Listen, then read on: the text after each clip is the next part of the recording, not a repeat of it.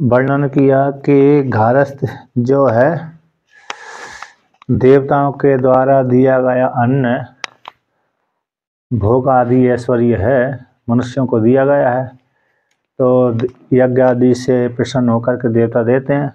तो देवताओं के द्वारा दिया गया अन्न को, भोगों को देवताओं को अर्पण करके जो स्वयं अर्पण किए बिना, अर्पण जो स्वयं देवताओं के द्वारा दिया गया अन्न को, भोगों को देवताओं को अर्पण किए बिना स्वयं ही उपभोग करता है, तो वो स्थेन कहलाता है, चोर कहलाता है। और जो देवताओं के द्वारा दिया गया भोग अन्न ऐश्वर्य आदि है, देवताओं को अर्पण करके भोग करता है, तो वो सारे पापों से मुक्त हो जाता है। तो इस हेतु से व्यक्ति को नित्य कर्म करते रहना चाहिए। और गारस्थ जीवन वाले के लिए वर्णन किया है कि जो 5 पाप उसको नित्य बनते रहते हैं, लगते रहते हैं, यदि उनका मार्जन नहीं किया तो बंधन के हेतु बन जाते हैं मनुष्यों, गारस्थ जीवन वालों के लिए, क्योंकि उनका ये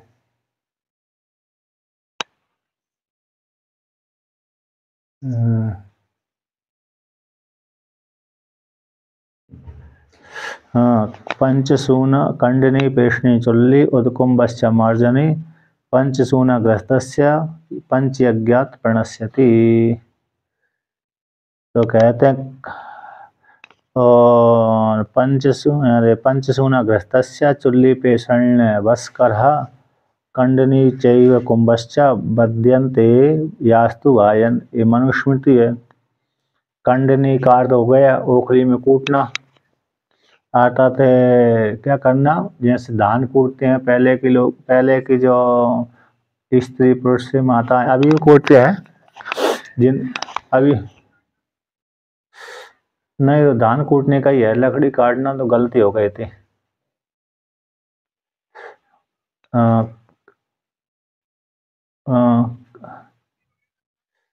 नहीं, सब्जी वगैरह नहीं, यहाँ से सीधा सीधा धान को लेना है।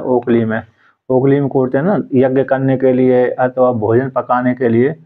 जैसे धान निकाल लिया, इसके पश्चात अब पूरा चावल टंडोल बना लिए, तो यार कीड़े पड़ जाते हैं जल्दी जल्दी। तो कीड़े ना पड़े तो वो छिलका के सहित भ्री में रखे देते हैं। जब उनको सिद्ध करना होगा, चावल बनाना होगा, तो वो भ्री को कूटा तो टंडोल बन जाते हैं, तो कीड़े नहीं पड़ते हैं। जब छिलके से युक्त रहती है धान, मतलब यार चावल, तो यार कीड़े जल्दी नहीं पड़ते। और जब यार छिलके से रहित है चावल, तो कीड़े जल्दी पड़ जाते हैं। और जब यज्ञ करने के लिए उनको कूटते रहते हैं और भोजन पकाने के लिए भी उनको कूटते रहते हैं। तो इस प्रकार से तो वो जब ओखली में जब धान कूटते हैं, तो कूटते समय कभी कभी कीड़े उसमें आ जाते हैं, तो उसमें पाप हो जाता है। और पीसनी तो हो गया, चक्कियाँ पीसने में, चक्की के द्वारा जब आटा पीसते हैं तो वहाँ पर तो कीड़े मकोड़े मर ही जाते हैं। जब गेहूँ में कीड़े पड़ जाते हैं तो मर जाते हैं। और चूल्हे में तो अग्नि में कीड़े मकोड़े मरते ही हैं, कहीं दीमक भरा जाती है, कहीं चींटी भरा जाते हैं। और उदकुंभ से जल पात्र में के नीचे दब जाते हैं, कभी जल पात्र के भीतर भी मर जाते हैं, कभी जल पात्र के नीचे दब करके मर जाते हैं। और मार्जनी झाड़ू में तो सबसे ज़्यादा मरते हैं, क्योंकि झाड़ू लगाते हैं तो चींटियाँ तो चींटी चींटा तो चलते ही रहते हैं, तो सबसे ज़्यादा झाड़ू में ही मरते हैं। तो इस प्रकार से 5 पाप गृहस्थों को लगते रहते हैं, तो उनको ये 5 यज्ञों से नष्ट होते हैं। ये 5 पाप किसके द्वारा नष्ट होते हैं? तो पंचयज्ञात प्रणश्यति, 5 यज्ञ के द्वारा नष्ट होते हैं। तो 5 यज्ञ कौन से हो गए? देव यज्ञ, पितृयज्ञ, मनुष्य यज्ञ, भूत यज्ञ और ब्रह्मचर्य यज्ञ। तो देव यज्ञ का अर्थ हो गया, देव यज्ञ का अर्थ हो गया देवताओं की पूजा करना। और पितृयज्ञ हो गया पितरों के लिए जल आदि, पिंड आदि देना, जल आदि दान देना। और मनुष्य यज्ञ हो गया अतिथि देवो भव, अतिथि देव, मातृदेव भव, पितृदेव भव, अतिथि देव भव, देव। इस प्रकार से जो इनको पूजा करनी चाहिए देवता मान करके, तो अतिथि देवो भव मान करके इनको पितरों मतलब मनुष्यों की पूजा करना। जैसे कोई ब्राह्मण आ गया, साधु आ गया, कोई आ गया, उस काल में उनको भोजन के समय पे आ गया तो भोजन करा दिया, है ना। जो मांगने आता उसके लिए नहीं है, यहाँ तो सीधा वही है जो भोजन आदि के लिए आया है, तो ठीक है ना, भूखा प्यास है तो उसके लिए। और उदकुंभश्च मतलब, और जो से भूत यज्ञ, तो भूत यज्ञ में ये सारे आ जाएंगे, पशु पक्षी। पशुओं के लिए तो यद्यपि एक आध रोटी दी जाती है, क्योंकि उनका पेट तो अन्न से नहीं भरा सकता, लेकिन पक्षियों का पेट भरा जाता है। जैसे ग्रामीणीय पक्षी होते हैं, ग्राम में ज़्यादा उड़ते रहते हैं ना, तो यार काक है, शुक है, और बिल्ली है, स्वान है, ये पशु भी हैं। और चार पैर वाले ना स्वान। गाय के लिए तो एक आध दो रोटी, मतलब वो तो चारा खाती है ना ज़्यादा, तो एक आध दो रोटी में ही उसका दे सकते, नहीं तो बहुत है। हैं एक दो, हाँ एक दो रोटी गाय को हो गए, एक आध कुत्ते को हो गए, एक आध बिल्ली के हो गए, कौआ का हो गया, ये भूत यज्ञ में जाते हैं पक्षियों के लिए।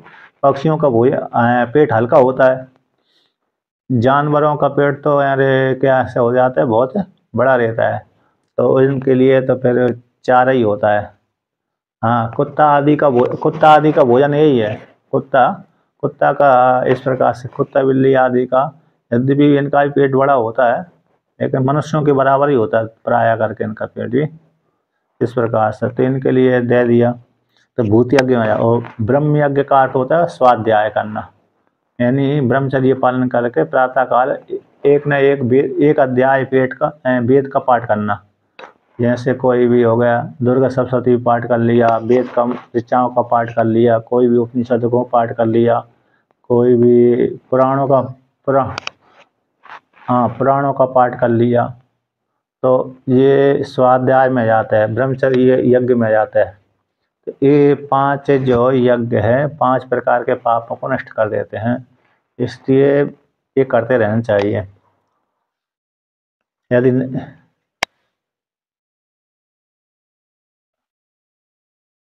हाँ, तो ब्रह्म यज्ञ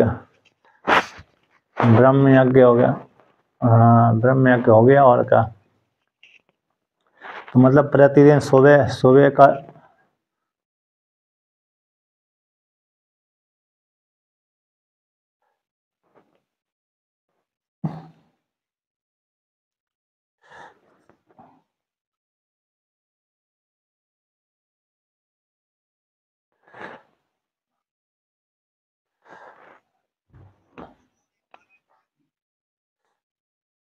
तो देखिए अब आगे कहते हैं कि इतश्चा अधिकृतेन कर्म कर्तव्यम, इस हेतु से अधिकारी के द्वारा कर्म करना चाहिए।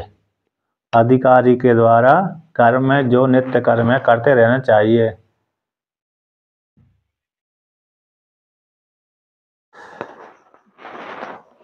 तो आगे कहते हैं,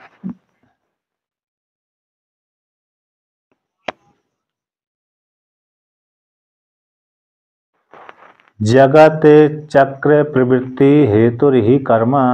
कहते जगत का जो चक्र घूमता रहता है, जैसे घड़ी का चक्र, अरे जो कांटा है घूमता रहता है, ऊपर नीचे आता रहता है, उसी प्रकार से जगत चक्र की प्रवृत्ति में हेतु कौन है? कर्म है। इसलिए कर्म व्यक्ति को ऊपर नीचे घुमाता रहता है। शुभ कर्म ऊपर ले जाते हैं, अशुभ कर्म नीचे ले जाता है, और जो निष्काम कर्म ब्रह्म में स्थित करा देता है। शुभ कर्म पुण्य वाले कर्म ऊपर ले जाता है, ऊपर की जगत में ले जाता है, ऊपर के लोकों में ले जाता है। अशुभ वाले कर्म नीचे के लोकों में, नीचे योनि में ले जाता है, पशु पक्षी योनि में ले जाता है। और बराबर पाप पुण्य मनुष्य योनि में ले जाता है, और जो निष्काम कर्म है ब्रह्म में स्थित करा देता है। तो संपूर्ण जगत के चक्र की प्रवृत्ति हेतु को न कर्म है। इसलिए अधिकारी व्यक्ति के लिए कर्म करते रहना चाहिए, नित्य कर्म करते रहना चाहिए। खत्म किस प्रकार से? तो उच्चते इस प्रकार से। किस प्रकार से? जगत कर्म जगत चक्र की प्रवृत्ति में हेतु है। किस प्रकार से? कर्म जगत रूप चक्र की प्रवृत्ति में हेतु है, इस प्रकार से उच्चते इसको लेकर कहते हैं। अन्नाद् भवन्ति भूतानि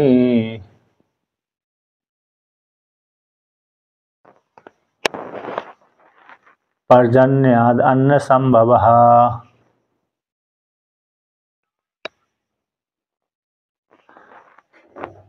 यज्ञाद् भवति पर्जन्यो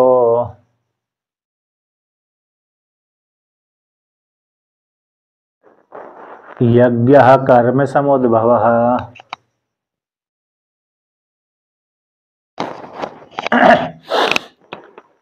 तो यहाँ पर कहते हैं अन्नाद् भवन्ति भूतानि, अन्न से मनुष्य पैदा होते हैं। यानी माता पिता अन्न खाते हैं तो माता पिता के रजोवीर्य से जीव बालक बालिका पैदा होते हैं। तो अन्न से भूत पैदा होते हैं, भूत यानी जीवात्मा पैदा होते हैं। और कहते हैं जो अन्न किससे उत्पन्न होता है कि अन्न पर्जन्याद् अन्न संभवा, पर्जन्य से यानी वर्षा से, जल से, जलु वर्षा से अन्न की उत्पत्ति होती है। यदि इंद्र देवता वर्षा नहीं करें तो फिर फसल की भी अन्न की उत्पत्ति नहीं हो सकती, क्योंकि जहाँ पर सूखा होता है वहाँ पर अन्न कुछ होता ही नहीं है। जहाँ पर गीला होता है, जहाँ पर वर्षा होती रहती है वहीं पर अन्न पैदा होता है। जहाँ पर वर्षा होती नहीं है तो वहाँ पर तो वृक्ष भी नहीं हो पाते। अन्न की तो दूर की बात हो गई, वृक्ष भी पैदा नहीं हो पाते। कहते हैं अब जब अन्न की उत्पत्ति पर्जन्य से होती है, और पर्जन्य की उत्पत्ति किससे होती है? पर्जन्य यज्ञात् भवति पर्जन्यो, यज्ञ से पर्जन्य की उत्पत्ति होती है। और यज्ञ की उत्पत्ति किससे होती है? कहते यज्ञ कर्म समुद्भव, यज्ञ की उत्पत्ति कर्म से होती है। जो व्यक्ति यज्ञ कर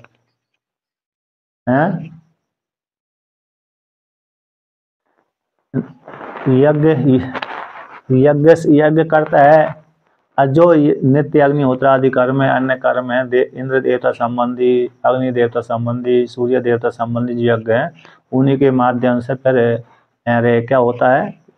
पर्जन्य की उत्पत्ति हो जाती है, इन वर्षा की उत्पत्ति हो जाती है। क्योंकि देवताओं के लिए हवन चाहिए, हवन सामग्री चाहिए। देवताओं के लिए हम क्या देंगे? हवन देंगे, हवन करेंगे। हवन तो बिना फसल के हो नहीं सकता है। गाय के लिए चारा भी चाहिए, घी की आहुति डालेंगे हम देवताओं के लिए। अब वो घी की आहुति डालेंगे तो घी तो गाय के दूध से बना है। अब गाय के दूध से बना तो गाय के लिए चारा नहीं मिलेगा तो फिर घी कहाँ से मिलेगा? इसलिए अब जो हमने जो भी यज्ञ किया उससे एक अदृष्ट बना, अदृष्ट बनने से फिर वो इंद्र देवता क्या कर देते हैं? वर्षा कर देते हैं। उससे अन्न भी पैदा होता है, चारा आदि पैदा होता है। चारा आदि खा करके गाय दूध देती है, दूध से फिर घृत आदि की प्राप्ति हो जाती है, फिर वही हवन करते हैं। इस प्रकार से जो वैदिक यज्ञ हैं वो सारे वैदिक यज्ञों से क्या होता है कि पर्जन्य की उत्पत्ति होती है। वैदिक यज्ञों से पर्जन्य की उत्पत्ति हो जाने, बादलों की उत्पत्ति हो जाने से वर्षा हो गई। वर्षा के माध्यम से अन्न पैदा हो जाते हैं समय के अनुसार, है ना। और समय के अनुसार जब अन्न पैदा होगा तो फिर उससे जीव पैदा होगा। अन्न जीव खाता है फिर उससे संतान आदि वृद्धि होती रहती है। तो इस प्रकार से जगत चक्र घूमता रहता है। जगत जो चक्र है इस प्रकार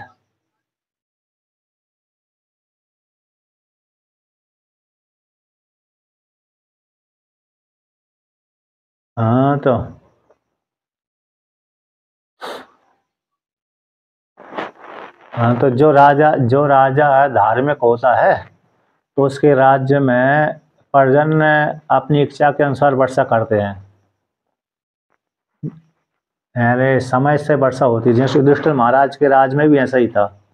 युधिष्ठिर महाराज के राज में भी उसका जो शंखचूर्ण है ना,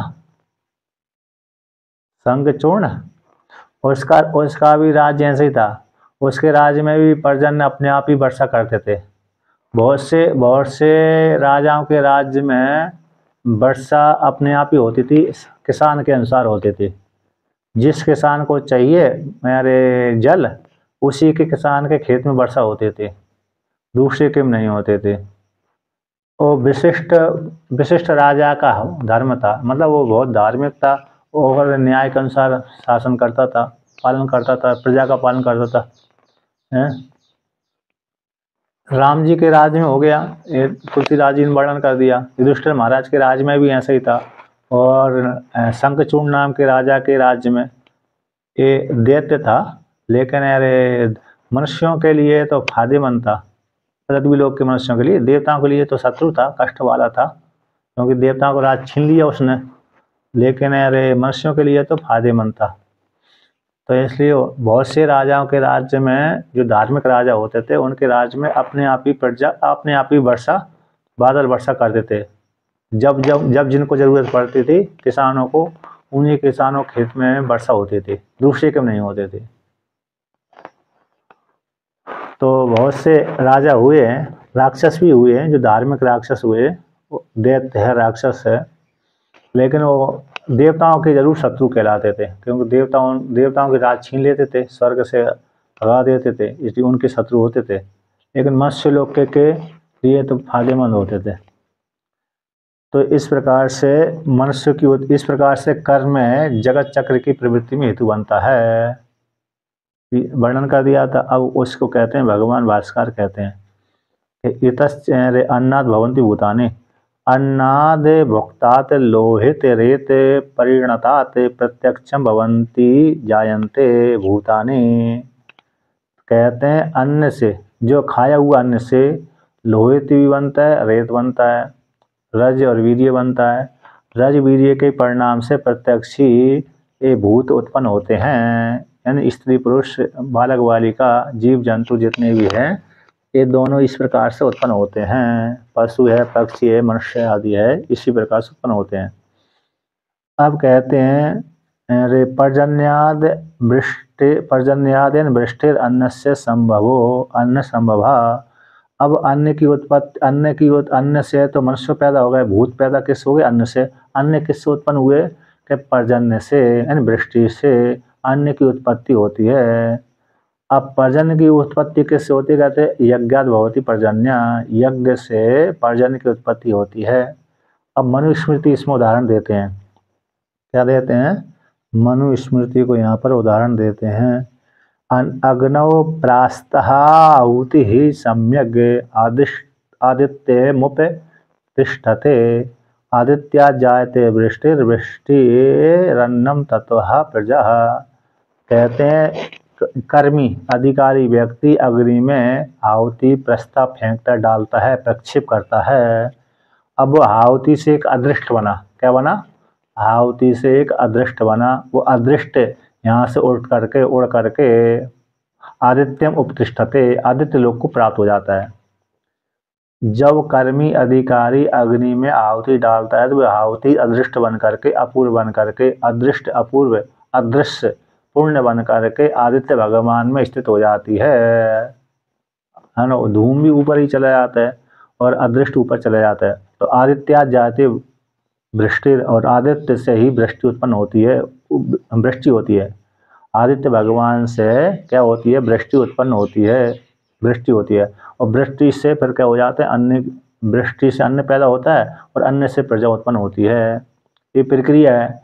जैसे 12 अरे चार भाग कर लिए तो 8 महीने तक भगवान सूर्य पृथ्वी का रस, जल, पृथ्वी का जो सार जल है उसको खींचते रहते हैं, और 4 महीना फिर वो क्या कर देते हैं? वर्षा कर देते हैं 4 महीने। तो जिस प्रकार से सूर्य भगवान समुद्र से भी जल लेते हैं, पृथ्वी से भी जल लेते हैं, कर के रूप में 8 महीने तक कर लेते रहते हैं, कार्य के रूप में लेते हैं। फिर सूर्य भगवान जब सूक्ष्म किरणों के माध्यम से खींचते रहते हैं जल, उसी जल को फिर वर्षा ऋतु में 4 महीने तक वर्षा करते रहते हैं, 4 महीने करते हैं। तो इस प्रकार से अब यहाँ पर उसमें भी ये न्याय के अनुसार भी है। भीष्म पितामह ने यहाँ पर कहा, भीष्म पितामह ने अरे उसमें शांति पर्व में, शायद शांति पर्व, अंतिम पर्व शांति पर्व ही है ना, मतलब वहाँ पर अंतिम जो है राजधर्म पर्व में आदि को लेकर के, तो वहाँ पर आया कि राजा युधिष्ठिर महाराज ने पूछा था, हे भीष्म पितामह, हे पितामह, किस प्रकार से राजा को राज करना चाहिए, किस प्रकार से कर लेना चाहिए प्रजा से राजा को किस प्रकार से कर लेना चाहिए। तो उन्होंने दृष्टांत ये दिया कि जैसे सूर्य भगवान 8 महीने तक धीरे धीरे से प्रजा से कर लेते हैं। और प्रजा को समझ में नहीं है, जैसे पृथ्वी को समझ में नहीं आता कि मेरे से सूर्य भगवान कर ले रहे हैं, जल ले रहे हैं, जल खींच रहे हैं ना, नदियों से भी लेते हैं, समुद्र से भी लेते हैं, पृथ्वी से भी लेते हैं। तो पृथ्वी को, समुद्र को, नदियों को मालूम ही नहीं पड़ता है कि सूर्य ने मेरे से कर लिया है। और फिर बाद में फिर वही जो कर लिया उसको दुगना तिगना चौगुना करके सूर्य भगवान वर्षा कर देते हैं, उन्हीं को लौटा देते हैं। उसी प्रकार से राजा को भी चाहिए कि प्रजा से ऐसा सूर्य भगवान के समान कर ले। अब प्रजा को समझ में नहीं आए कि प्रजा इस राजा मेरे से कर ले रहा है, धीरे धीरे से समझ में नहीं आए। फिर बाद में जब वो कर इकट्ठा हो जाए राजा के पास में, तो राजा को फिर वो उस प्रजा को लौटा देना चाहिए, दुगना तिगना चौगुना करके। ऐसा वहाँ पर दृष्टांत आया है। उसी प्रकार से यहाँ पर ये आया है कि अग्नि में देवदत्त यज्ञदत्त जो कर्मी हैं, तो अग्नि में आहुति डालते हैं, आहुति वही अदृष्ट बन करके आदित्य में चली जाती है, और आदित्य से फिर वर्षा होती है, वर्षा से फिर अन्न होता है, अन्न से फिर संतान पैदा होती है। ये मनुस्मृति 30 अध्याय की 76वां श्लोक है। अब यज्ञो अपूर्वम सा च यज्ञ कर्म समुद्भव ऋत्विक यजमानयोश्च व्यापारः कर्म ततः समुद्भवो यस्य यज्ञस्य अपूर्वस्य स यज्ञ कर्म समुद्भव। यज्ञ किसको है? अपूर्व। यज्ञ से अदृष्ट पैदा होता है, अपूर्व पैदा होता है। सब यज्ञ किससे उत्पन्न होता है? कर्म समुद्भव, कर्म से उत्पन्न होता है। और यज्ञ किसके द्वारा होता है? कि ऋत्विक यजमानयो व्यापार विशेष कर्म। ऋत्विज हो गया, ऋत्विक यानी ऋत्विज जो है, जैसे एक यज्ञ में, बड़े बड़े यज्ञों में तो जैसे राजसूय यज्ञ है, तो राजसूय आदि यज्ञ में तो भाई 16 ऋत्विज लगते हैं, जिसमें लाखों करोड़ों का खर्च होता है। ऐसे बड़े बड़े राजसूय यज्ञ में तो लाखों करोड़ों के रुपए का ही खर्च होता है। ऐसे और भी ज़्यादा, करोड़ों से भी ज़्यादा खर्च हो जाता है उसमें तो, क्योंकि दान दिया जाता है, आता भी है जाता भी है। तो इसलिए तो वहाँ पर छोटे छोटे यज्ञों में तो यजमान और ऋत्विज कम, यजमान भी एक ही, यजमान तो एक ही होता है, यजमान की पत्नी, और ऋत्विज एक भी हो सकते, 2 भी हो सकते हैं, 3 भी हो सकते हैं। तो ऋत्विज यजमान दोनों का जो व्यापार कर्म है, वो कर्म है, उस कर्म से समुद्भवो उत्पत्ति होती है। किसकी? यज्ञ की। यही अपूर्व यज्ञ की उत्पत्ति होती है, उससे सब यज्ञ कर्म समुद्भव, वह कर्म यज्ञ की उत्पत्ति में हेतु बनता है। वह कर्म कैसे यज्ञ की उत्पत्ति में हेतु बनता है। इस प्रकार से जब यज्ञ से कर्म से यज्ञ उत्पन्न होगा, यज्ञ से फिर अदृष्ट बन करके आदित्य में चलेगा, आदित्य के माध्यम से वर्षा हो गई, वर्षा से फिर अन्न पैदा हुआ, अन्न से फिर प्रजा पैदा हो गई। इस प्रकार से जगत चक्र घूमता रहता है, चलता रहता है। यहाँ पर टीका में दिया है 128 नंबर पृष्ठ पे कि तत्र, यहाँ पर देवता विधान पूर्वक 1 2 3 4 नीचे से चौथी पंक्ति 128 नंबर पृष्ठ पर, तत्र वहाँ पर यज्ञ काल में देवता के अभिधान पूर्वक उस देवता को उद्देश्य करके प्रहिता प्रास्ता ने डाली हुई है, प्रहिता आहुति, जो आहुति डाल दी गई है अग्नि में, प्रस्थिता, तो अपूर्वताम गता, वो अपूर्व को प्राप्त हो गई। भाई आहुति कैसी? अदृष्ट बन गई। तो अदृष्ट बन जाने से रश्मि द्वारा अपूर्वता को प्राप्त हो गई, तो रश्मि के माध्यम से आदित्य भगवान में जाकर के स्थित हो गई। आदित्यम आरूढ़, आदित्य में आरूढ़ करके अवस्थित रहने लगी। तो भाई आहुति अदृष्ट वृष्टि रूप से पृथ्वी को प्राप्त हो जाती है, और प्राप्त होकर के फिर भ्री यवादि अन्न भागम आपद्या। तो भाई जो अपूर्व था, अदृष्ट था, वर्षा के रूप में वर्षा होकर के भ्री यवादि अन्न के भाग को प्राप्त हो जाती है। भ्री यवादि अन्न को प्राप्त होकर जब फसल पैदा हो गई, फसल को किसान ने काट लिया, काटने के पश्चात उसको संस्कृत कर लिया, संस्कृत करके फिर उसको फसल को अब कहते हैं अन्न उत्पन्न हो गया। अन्न को फिर मनुष्य ने खाया, उससे शुक्र शोणित बना। तो शुक्र शोणित के रूप से फिर परिणता प्रजाभावम प्राप्नोति, भाई अपूर्व अदृष्ट प्रजाभाव को प्राप्त हो जाता है, अतः जीव की उत्पत्ति हो जाती है। इस प्रकार से जगत चक्र घूमता रहता है, ऐसा वर्णन कर दिया। द्रव्य देवतायो संग्रह चकार, द्रव्य देवता का संग्रह करने के लिए चकार आया। चकार कहाँ पर आया?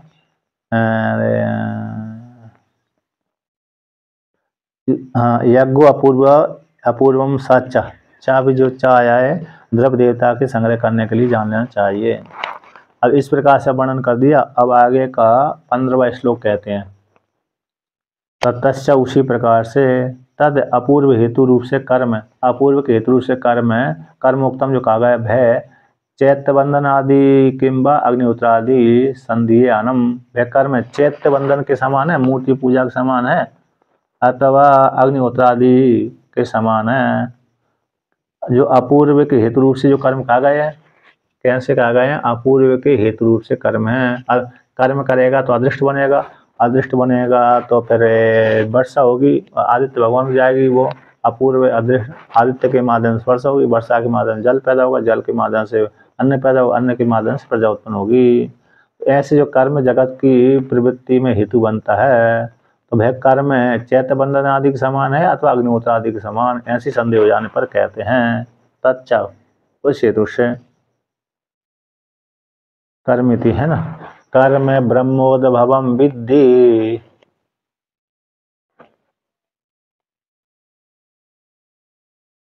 ब्रह्माक्षर समुद्भवम,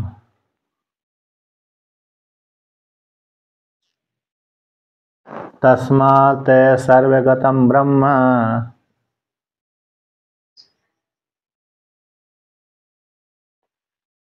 नित्यं यज्ञे प्रतिष्ठितम्।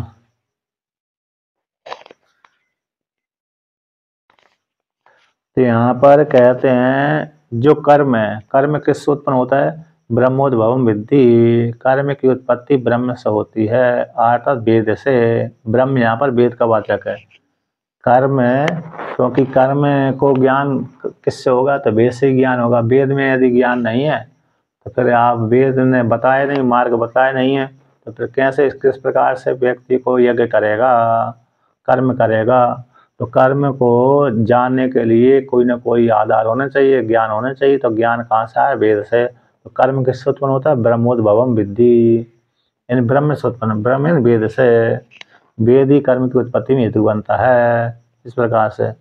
और वेद क्या है? वेद कहाँ से उत्पन्न हुआ है? कि वेद कहते हैं ब्रह्माक्षरम समुद्भवम, वेद अक्षर रूप परमात्मा से उत्पन्न हुआ है, ईश्वर से उत्पन्न हुआ है। यस्य निश्वासितम वेदा यो वेदेभ्यो खिलम जगत निर्ममेतम हम वंदे विद्यातीर्थ महेश्वरम। अरे वो आती कौन सी स्मृति है? मतलब स्कंद पुराण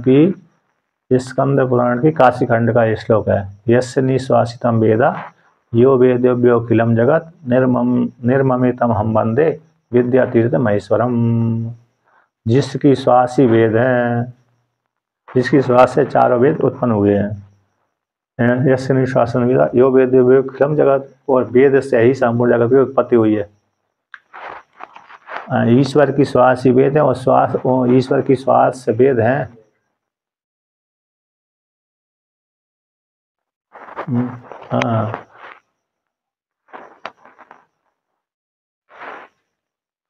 हाँ, तो वहाँ पर इस प्रकार से मैं श्लोक का वर्णन कर दिया। तो यस्य निश्वासितम वेदा, तो जिस परमात्मा की श्वास वेद है, उस वेद से चारों संपूर्ण जगत उत्पन्न हुआ है। ऐसे वेद को उत्पन्न करने वाले ऐसे महादेव विद्या के स्वामी, उनको मैं प्रणाम करता हूँ। ऐसा आया है। तो ब्रह्मा जो ब्रह्म रूप वेद है, अक्षर समुद्भवम, ब्रह्म रूप जो वेद है, ब्रह्म शब्द यहाँ सब वेद का वाचक है पहली पंक्ति में। तो वो अक्षर समुद्भवम, अक्षर से उत्पन्न हुआ। अक्षर ही परमात्मा, अक्षर का अर्थ हो गया ये जो भगवान उपनिषद में आया ना, अंतर्यामी अक्षर है। जो प्राण किससे श्रेष्ठ है? प्राण से श्रेष्ठ कौन है? तो अक्षर है। ऐसा गार्गी ने पूछा, प्राण से श्रेष्ठ कौन है? तो कहता है जिसमें ये प्राण ओतप्रोत है वो कौन है? तो अक्षर समुद्र, अक्षर है। अक्षर में ये प्राण कैसे है? ओतप्रोत रहता है, ऐसा वर्णन किया था। तो अक्षर है परमात्मा, ईश्वर, अंतर्यामी, माया उपाधि वाला है। अक्षर भी कौन हो गया? माया उपाधि वाला, क्योंकि अक्षर अक्षर क्षरति क्षर न क्षरति अक्षर, ईश्वर, क्योंकि माया उपाधि वाला हो गया ना यहाँ पर ईश्वर। तो उपाधि, अब उपाधि मिथ्या है इसलिए ब्रह्म ही आ जाएगा, क्योंकि बिना ब्रह्म, बिना उपाधि के तो वो ही, अरे उस जगत की उत्पत्ति नहीं कर सकता ब्रह्म। भगवान भास्कर का एक श्लोक है सौंदर्य लहरी का, सेवा सत्य युक्त यदि भगवती सत्ता प्रभु तुम न चा देवो देवा न खालु कुशल स्पंदितम अपि। शिव शिव शक्ति से युक्त होता है, शिव शक्ति से युक्त होता, शिव शक्ति से युक्त होता है तो सृष्टि करने में समर्थ होता है, और शिव शक्ति से युक्त नहीं होता तो सृष्टि करने में शिव भी समर्थ नहीं होता है। ऐसा है।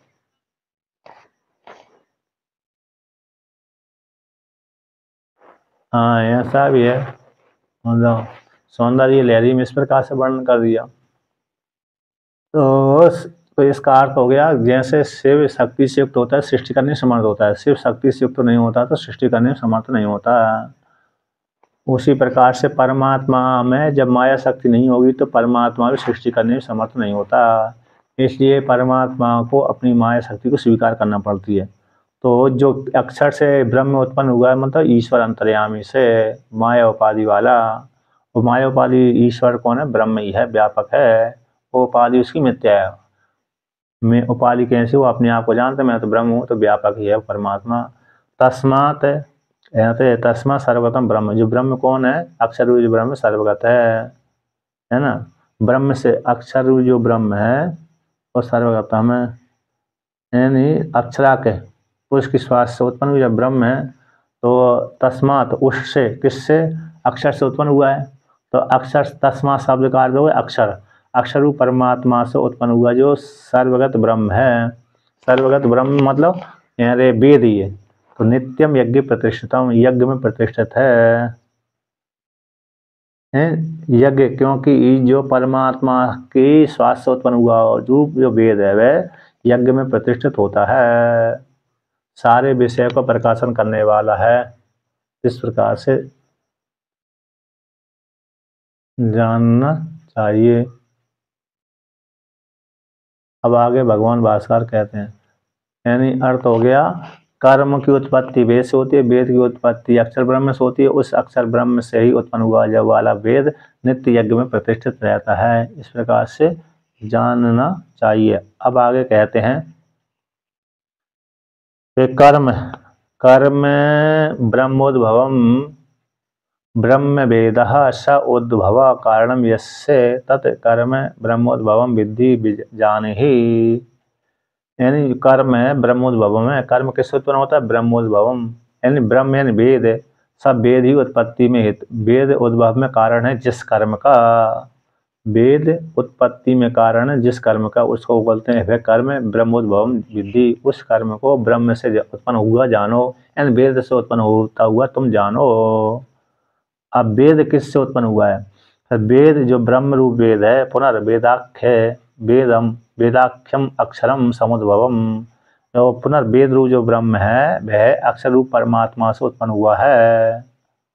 अक्षरम ब्रह्म परमात्मा समुद्भवो यस्य तद अक्षरम समुद्भवम ब्रह्म वेदा इत्यर्थ। अक्षर रूप ब्रह्म है, परमात्मा है, अक्षर रूप ब्रह्म परमात्मा समुद्भव उत्पत्ति में हेतु है जिसका, तद वह अक्षर समुद्भवम ब्रह्म, वह जो वेद रूप ब्रह्म है अक्षर रूप, अक्षरी उत्पत्ति में हेतु बनता है, अक्षर से उत्पन्न हुआ है। वेद रूप जो ब्रह्म है उसका कारण कौन है? ब्रह्म, ईश्वर है। वेद रूप ब्रह्म की उत्पत्ति में हेतु कौन होगा? ईश्वर, यानी वेद की उत्पत्ति में हेतु कौन है? ईश्वर है। ईश्वर से ही ये वेद उत्पन्न होता है।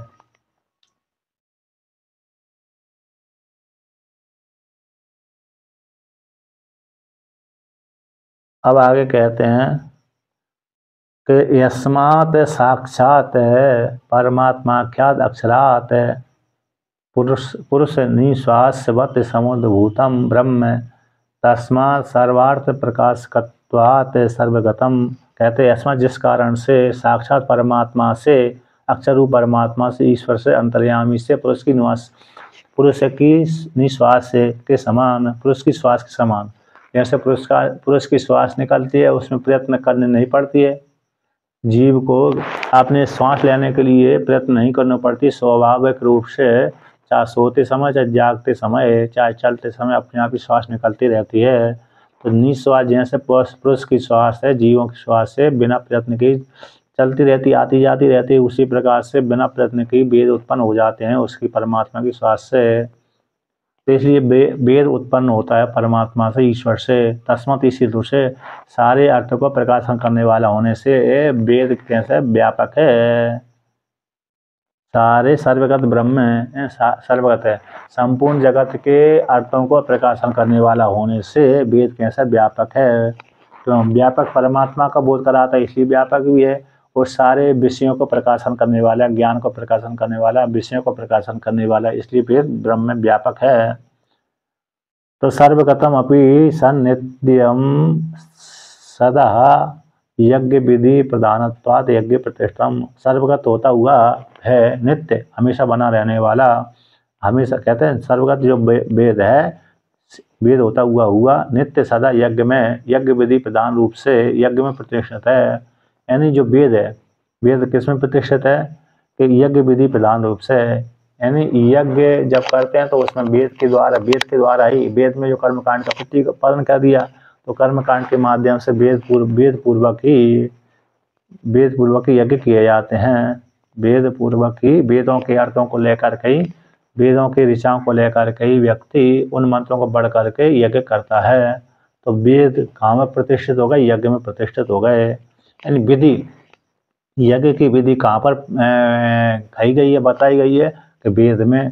स्मृतियों में भी तो बतलाई गई है यज्ञों की विधि, स्मृतियों में जो यज्ञों की विधि बतलाई गई है वेद पूर्वक ही है, वेद से इतर नहीं, वेद से बाहर नहीं है। स्मृति ग्रंथ,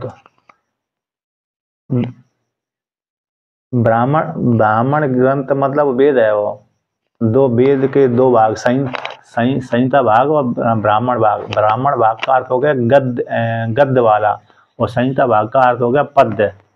श्लोक पद्य को संहिता भाग कहते हैं। और जो व्याख्यान भाग होता है, गद्य होता है व्याख्यान, जिसमें लंबी लंबी लाइन हो जाती है, कहाँ तक जाकर लाइन समाप्त होगी मालूम नहीं, तो उसको ब्राह्मण भाग बोल देते हैं।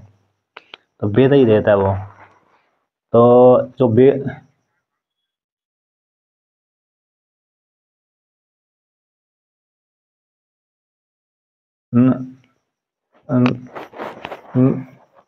मतलब ये श्लोकबद्ध और गद्यबद्ध दो होते हैं। श्लोक, इसी उसका दूसरा नाम होगा संहिता और ब्राह्मण भाग।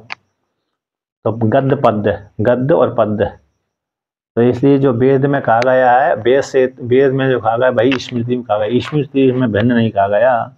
इसलिए तो जो वेद ने जिन यज्ञ विधि का विधान किया गया है,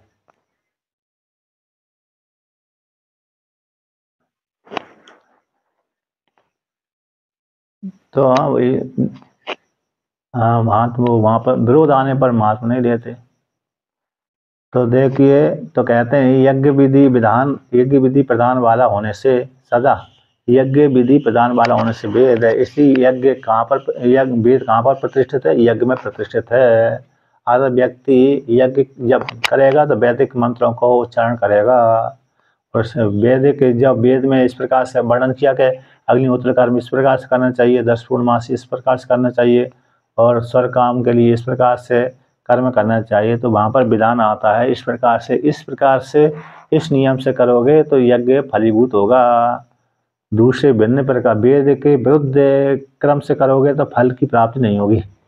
वेद ने जैसा विधान वर्णन किया है कर्म को, जैसे रासु यज्ञ है, अब रासु यज्ञ में जो विधि वर्णन की है वेद ने, उसी प्रकार से करेंगे रासु यज्ञ तो फल देगा। अश्वमेध यज्ञ जिस विधान से कहा गया है,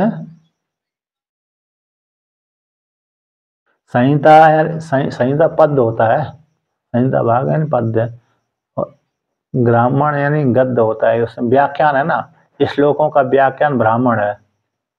जैसे ईशावास्योपनिषद संहिता भाग हो गया एंड श्लोकबद्ध हो गया ईशावास्य उपनिषद। अब उसी का व्याख्यान बृहदारण्यक उपनिषद हो गया। बृहदारण्यक उपनिषद ब्राह्मण भाग हो गया क्योंकि बहुत बड़ा अरे वो है, कैसा है, ब्राह्मण गद्य के रूप में है। कहीं कहीं बीच बीच में वो आ जाते हैं, श्लोक आ जाते हैं, वो बात अलग है, लेकिन गद्य के रूप में है। अब एक ही श्रुति की देख लीजिए कितनी लंबी चली जाती है ना। आरण्यक मतलब बहुत बड़ा है, इसलिए वो आरण्यक हो गया। आरण्यक बहुत बड़ा है, उस खंड में आ गए हो। नहीं ग्रंथ हो गया तो मतलब बहुत, मतलब वो उसका मतलब वो है कि नहीं, उसका मतलब ये है कि बहुत बड़ा है वो, बहुत है। उसमें आरण्य ग्रंथ में इतने अध्याय आ रहे हैं, बहुत बड़ा है, लेकिन भाग दो ही है, ब्राह्मण भाग और संहिता भाग, तो उसके अंग अंग विशेष हो गए।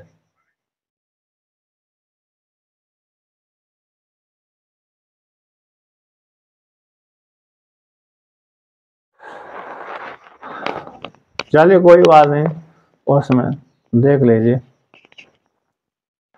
अब आगे कहते हैं, अरे 15वें का हो गया, अब 16वां कहते हैं कि कहते हैं एवं इस प्रकार से, इस हेतु से भी कर्म नित्य कर्म करते रहना, अधिकारी व्यक्ति को क्या करते रहना चाहिए, नित्य कर्म करते रहना चाहिए, और कर्म संपूर्ण जगत की प्रवृत्ति में हेतु बनते हैं।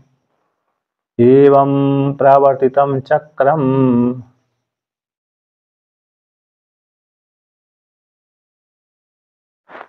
नानो वर्तयति हयः,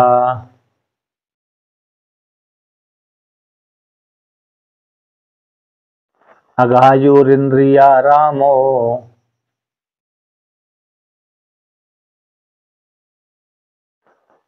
मोगम पार्थ स जीवति।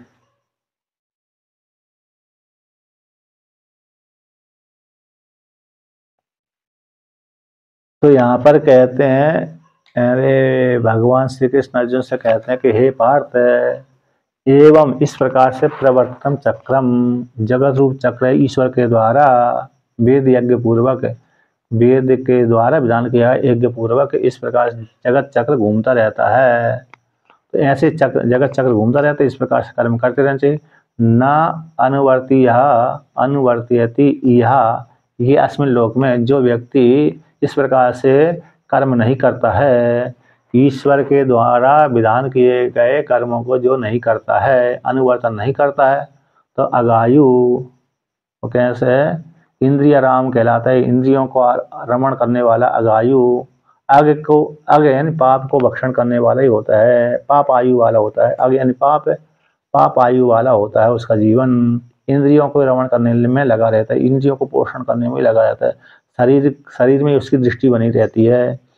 अग आयु वाला, अग आयु का अर्थ हो गया, अग यानी पाप, आयु यानी आयु जीवन, तो अग पाप आयु वाला होता है, पाप आयु वाला होता है, यानी पाप का ही भक्षण करने वाला होता है। इंद्रिय रामो, इंद्रियों में ही रमण करने वाला होता है, यानी अपने शरीर को ही पुष्ट करने में लगा रहता है, ऐसा वो व्यक्ति, तब उसका जो जीवन है मोगम एन व्यर्थम सजीवती, वह जीव जो व्यक्ति है जीवन धारण करता है, उसका जीवन व्यर्थ ही है। जो व्यक्ति परमात्मा के द्वारा विधान किए गए कर्मों को नहीं करता है, कर्तव्य कर्मों को नहीं करता है, नित्य कर्म आदि को नहीं करता है, मतलब मोग यानी व्यर्थ, हाँ मोगम यानी व्यर्थ होगा, तो ईश्वर के द्वारा विधान किए गए नित्य आदि कर्मों को नहीं करता है, वैदिक कर्मों को नहीं करता, अथवा भजन पूजन आदि नहीं करता है, भजन पूजन नहीं करता है, वैदिक कर्मों को नहीं करता है ना, शास्त्रीय कर्म नहीं करता है, तो ऐसे, और ईश्वर के द्वारा विधान किए गए उन शास्त्रीय कर्मों को नहीं करता है, वैदिक कर्मों को नहीं करता, अतः पूजा पाठ भी नहीं करता है, भक्ति आदि करता ही नहीं है, भक्ति आदि बिल्कुल भी नहीं करता है। जैसे बहुत से व्यक्तियों को अधिकार है, बहुत से व्यक्तियों को अधिकार नहीं है, तो उनके लिए तो जिनको अधिकार है तो वो तो ठीक है वैदिक कर्म कर लेंगे, जिनको वैदिक कर्म का अधिकार नहीं तो वो क्या करें, उनके लिए तो पूजा आदि है, भक्ति है, पूजा है, अपना कर्तव्य है, जिस आश्रम में रह रहे हैं उस आश्रम के कर्तव्य, और जिस वर्ण में रह रहे हैं उस प्रकार के वर्णों के संबंधी कर्म करते रहना चाहिए। ऐसा जो नहीं करता ईश्वर के द्वारा रचित जगत में, ईश्वर के द्वारा रचित जगत में और वेद के द्वारा प्रदान किए गए कर्मों को नहीं करता है जो व्यक्ति, तो उस व्यक्ति की जो आयु है पाप आयु वाला होता है, और इंद्रिय राम वाला कहलाता है। इंद्रियों में अपने शरीर को पालन पोषण में लगा रहता है, उसका जीवन व्यर्थ ही चला जाता है। जैसे मूढ़ व्यक्ति का जीवन व्यर्थ ही बीत जाता है, उसी प्रकार से इसका जीवन भी व्यर्थ ही बीत जाता है। इस प्रकार से भगवान श्री कृष्ण ने अर्जुन से कहा। अब भगवान भास्कर इसको कहते हैं, यहाँ पर टीकाकार कहते हैं कि अधिकारी व्यक्ति के द्वारा, अधिकारी 129 नंबर पृष्ठ के अंतिम पंक्ति, अधिकारी व्यक्ति के द्वारा अध्ययन आदि के द्वारा जगत चक्र के, जगत जो चक्र है उसको अनुवर्तन करना चाहिए, अन्यथा ईश्वर की आज्ञा का उल्लंघन हो जाएगा। ईश्वर की आज्ञा का उल्लंघन करने से उसको प्रत्यवाय की प्राप्ति हो जाएगी। इस प्रकार से तो कहते हैं, तो आता ईश्वर की आज्ञा का उल्लंघन करने से प्रत्यवाय रूप फल की प्राप्ति होती है।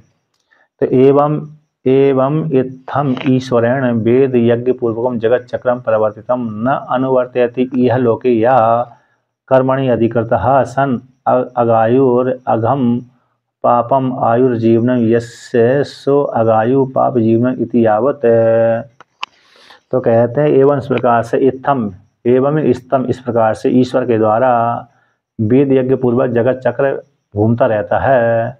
वेद पूर्वक ईश्वर के द्वारा रचित जगत है, वेद पूर्वक है, ईश्वर के द्वारा वेद पूर्वक जो वेद यज्ञ पूर्वक जो जगत चक्र रचा गया है, जगत रचा गया है, ऐसे चक्र के समान वो जगत घूमता रहता है। उस जगत चक्र को, यज्ञ आदियों को, जगत चक्र जो घूमता रहता है उसको अनुवर्तन नहीं करता व्यक्ति, ना अनुवर्ती यति यह अस्मिन लोक, इस लोक में रह करके, इस शरीर में रह करके, इस लोक में रह करके, पृथ्वी लोक में रह करके, क्योंकि कर्म भूमि कौन सी है? पृथ्वी भूमि है, मनुष्य योनि है, मनुष्य योनि ही कर्म, मनुष्य योनि में रह करके व्यक्ति कर्म कर सकता है। देव योनि तो भोग योनि है, पशु योनि भोग योनि है।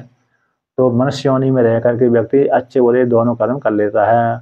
तो ईश्वर के द्वारा रचित जगत को, वेद यज्ञ पूर्वक रचित जगत को, उस जगत में जो जगत घूमता रहता, चक्र के समान घूमता रहता है, उसमें इस शरीर मनुष्य योनि की प्राप्ति हो गई। उस मनुष्य योनि की प्राप्ति हो जाने पर ईश्वर के द्वारा विधान किए गए कर्मों को नहीं करता है। जो कर्मणि अधिकृत है, कर्म में अधिकृत होता हुआ व्यक्ति, कर्मों में अधिकृत होता हुआ वाला व्यक्ति वह कर्म नहीं करता, ईश्वर के द्वारा विधान किए गए कर्मों को नहीं करता है, अपने वर्ण के अनुसार, अपने आश्रम के अनुसार कर्म नहीं करता है। तो कहते हैं अगायु, यदि नहीं करता है तो तब होता है, करता है तो ठीक है, नहीं करता है तब न करने वाले व्यक्ति कहते हैं अगायु। अग आयु यानी अगम पापम, पाप वाली आयु है, जीवन आयु जीवन जिसकी, पाप वाली आयु है जिसकी, शुभ अगायु, अगायु यानी पाप जीवन वाला व्यक्ति होता है, जीव होता है। इंद्रियाराम इंद्रियर आराम आरमणम अक्रीड़ा विशेषु यशस इंद्रिय रामो मोगम व्यर्था हे पार्थ सा जीवती। कहते इंद्रियों के द्वारा रमण करता रहता है, यानी अपने शरीर को पालन पोषण करने में लगा रहता है। जैसे नास्तिक मत वाले होते हैं ना, विदेश वाले ईसाई आदि होते हैं, अपनी इंद्रिय में खुश करने के लिए लगे रहते हैं, परमात्मा की प्राप्ति के लिए तो करते नहीं है।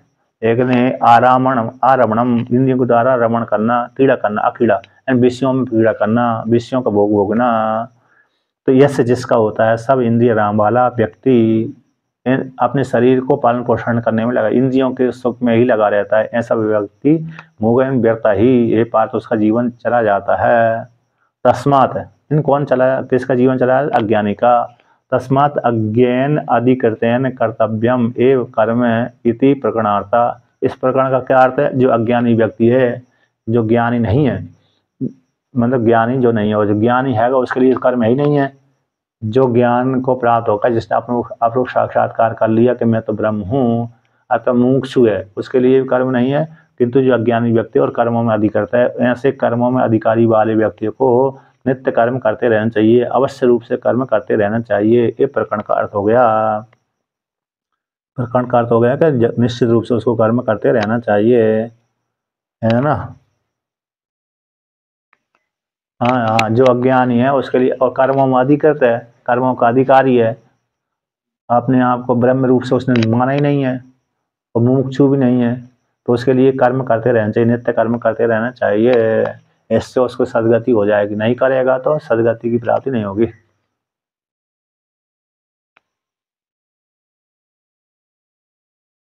इसलिए नियतम कर्म कर्तव्यम। यहाँ पर टीका में क्या है, जगत चक्र का प्रागुक्त प्रकार से अनुवर्तन हो जाने, प्रागुक्त प्रकार से अनुवर्तन न करने पर जगत चक्र का, यानी जगत चक्र इस प्रकार से जगत चक्र हो गया, मतलब कर्म करते रहना चाहिए। तो ऊपर नीचे की योनि में ले जाता है वो कर्म, तो पुण्य वाले कर्म करते रहिए। तो इस प्रकार से जगत चक्र को प्रागुक्त प्रकार से अनुवर्तन नहीं करता तो वृता जीवन, उसका जीवन कैसे व्यर्थ हो जाता है। अग साधनम, पाप साधन वाला ही उसका जीवन हो जाता है। यस्मा जिस कारण तस्मा, उसी हेतु से जीवित वाले व्यक्ति को नित्य कर्म करते रहना चाहिए। ये टीका में 130 नंबर पृष्ठ का वर्णन कर दिया, पहली और दूसरी पंक्ति। अब आगे कहते हैं, यदि अधिकारी, टीका में यह अर्थ है, यदि अधिकारी व्यक्ति के द्वारा कर्तव्य कर्म करता है, अधिकारी व्यक्ति के लिए कर्तव्य कर्म है, तभी तो किस लिए अज्ञ के द्वारा विशिष्टते, यहाँ पर अज्ञानी के द्वारा, अज्ञ अधिकारी के द्वारा कर्तव्य कर्म करना चाहिए। ये प्रकरण का अर्थ हो गया। तो यहाँ पर अधिकारी व्यक्ति के लिए भी कर्म कर्तव्य है, तो फिर अज्ञानी ऐसा विशेष क्यों दे दिया गया। अधिकारी व्यक्ति के लिए कर्तव्य कर्म करने चाहिए ऐसा ठीक है, लेकिन अज्ञानी और विशेषण कैसे क्यों दे दिया, क्यों विशेष थे। ज्ञानिष्ठा, ज्ञान में है ऐसे उस वाले व्यक्ति के द्वारा भी तत्कर्तव्यम और अधिकृतत्वात् आवश्यसात, कहते ज्ञानिष्ठा में जो अधिकृत है उस वो भी तो कर्तव्य, उसके लिए भी कर्तव्य हैं, इसलिए सामान हो जाएगा। इसलिए कोई विशेषता न होने से वो भी अधिकारी है, अधिकारी के लिए करना चाहिए। तो ज्ञान निष्ठा का जो अधिकारी व्यक्ति है उसके लिए भी कर्तव्य प्राप्त हो जाएंगे, ऐसी आशंका को लेकर कहते हैं। मतलब यहाँ पर यदि अज्ञानी विशेषण नहीं देते, यदि अज्ञानी विशेषण अधिकारी व्यक्ति का विशेषण अज्ञानी नहीं देते तो ज्ञानी में भी प्रवृत्त हो रहे थे कर्म है कि ज्ञानी को भी करना चाहिए कर्तव्य कर्म है, नित्य अग्निहोत्रादि कर्म करते रहना चाहिए, और इस प्रकार से प्राप्त हो रहे थे। तो उसको लेकर कहते हैं प्राग आत्मज्ञान निष्ठा है, निष्ठा योग्यता प्राप्ति साधरतेन कर्म योग अनुष्ठानम अधिकृतेन अनात्मज्ञान कर्तव्यम एव इति एतत्। कहते आत्मज्ञान निष्ठा की योग्यता की प्राप्ति से पहले आत्मज्ञान में निष्ठा हो गई, नहीं हुई है, आत्मज्ञान की निष्ठा की योग्यता की प्राप्ति से पहले तक है ना। और आत्मज्ञान निष्ठा की योग्यता प्राप्ति हो गई उसके बाद तो नहीं, किंतु आत्मज्ञान की निष्ठा की योग्यता की प्राप्ति होने से पहले साधक रूप से प्राप्ति के लिए कर्मयोग के अनुष्ठान, जो कर्मयोग का अनुष्ठान है, कर्म ही योगी थी, कर्मयोग निष्काम कर्म है, तो उस निष्काम कर्म को अधिकारी व्यक्ति के लिए अनुष्ठान, अधिकृत जो अनात्मज्ञ है, अधिकृत कर्मों में अधिकारी और अनात्मज्ञ, उसके लिए कर्तव्य कर्म करते रहना चाहिए, ठीक है ना। अधिकारी जो ज्ञान, जिसको ज्ञान निष्ठा की प्राप्ति नहीं हुई इससे पहले, उसको अधिकारी व्यक्ति के लिए ज्ञान निष्ठा की प्राप्ति के लिए, ज्ञान निष्ठा की प्राप्ति के लिए, ज्ञान निष्ठा की योग्यता की प्राप्ति के लिए कर्म योग का अनुष्ठान अधिकारी व्यक्ति के लिए, अज्ञानी व्यक्ति के लिए कर्तव्य रूप से कर्म करते रहना चाहिए। और जब को ज्ञान निष्ठा की प्राप्ति हो गई तो फिर कोई समझ फिर कर्म नहीं फिर करने की जरूरत नहीं है। तो उसी को लेकर कहते हैं, तो ज्ञान निष्ठा की, आत्मज्ञान की निष्ठा की योग्यता की प्राप्ति से पहले अधिकारी व्यक्ति के लिए निष्काम कर्म करते रहना चाहिए, कर्तव्य कर्म करते रहना चाहिए। न कर्मणाम अनारंभात इति अतः आरभ्य शरीर यात्रापि चाते न प्रसिद्ध अकर्मणा इति एवं अंतेन प्रतिपाद्य यज्ञार्थात् कर्मणो अन्यत्र इत्यादि न मोगम पार्थ स जीवति इति एवं अंतेन अपि ग्रंथेन प्रासंगिकम अधिकृतस्य अनात्म विदः कर्म अनुष्ठाने बहुकारणम उक्तम तद अकरणे च दोष संकीर्तनम कृतम। तो यहाँ पर वर्णन करते हैं कि न कर्मणाम अनारंभात, इस श्लोक से लेकर के कर्मों का आरंभ न करने से, तो उसको कर्मों का आरंभ नहीं करता है तो कैसा हो जाएगा, व्यर्थ हो जाएगा। ऐसी कर्मों को आरंभ न करने वाला व्यक्ति को मोक्ष सिद्धि की प्राप्ति नहीं होती। इस श्लोक से लेकर के, यहाँ से लेकर, और आरभ्य तो यहाँ से आरंभ करके शरीर यात्रा भी, यदि कर्म नहीं करेगा तो शरीर यात्रा भी नहीं चलेगी।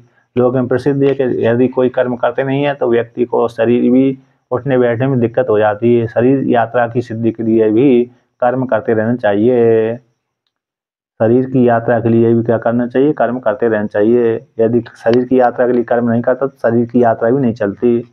इस श्लोक तक है, कहते हैं और इति इस प्रकार से एवं अंत्यन इस प्रकार से प्रतिपादन करके तो यज्ञार्थात कर्मणो यात्रा, जो कहते हैं यज्ञ के लिए कर्म किए गए हैं वो तो बंधन के हेतु नहीं होते, जो निष्काम कर्म किए गए हैं वो तो बंधन के हेतु नहीं होते, किंतु कामना से युक्त होते हैं जो कर्म है वो भी बंधन के हेतु होते हैं। यज्ञार्थात कर्मणो न्यत्र अन्यत्र, यानी यज्ञ के लिए किए गए कर्म है बंधन के हेतु नहीं होते। यज्ञ से भिन्न जो कर्म है ईश्वर की प्राप्ति के लिए, यज्ञ के मतलब ईश्वर की प्राप्ति के लिए किए गए कर्म है बंधन के हेतु नहीं होते। ईश्वर की प्राप्ति से इतर जो कामना के लिए किए गए कर्म है बंधन के हेतु होते हैं।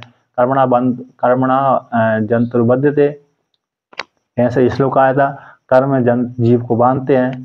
तो इसलिए तो यज्ञ तो कौन से कर्म बांधते हैं जीव को, कहते हैं जो कामना से युक्त होते हैं वही कर्म है जीव को बांधते हैं। जो ईश्वर की प्राप्ति के लिए कर्म किए जाते हैं तो वो बंधन के हेतु नहीं बनते बल्कि मोक्ष की प्राप्ति में हेतु बनते हैं, अंतःकरण शुद्धि में हेतु बनते हैं।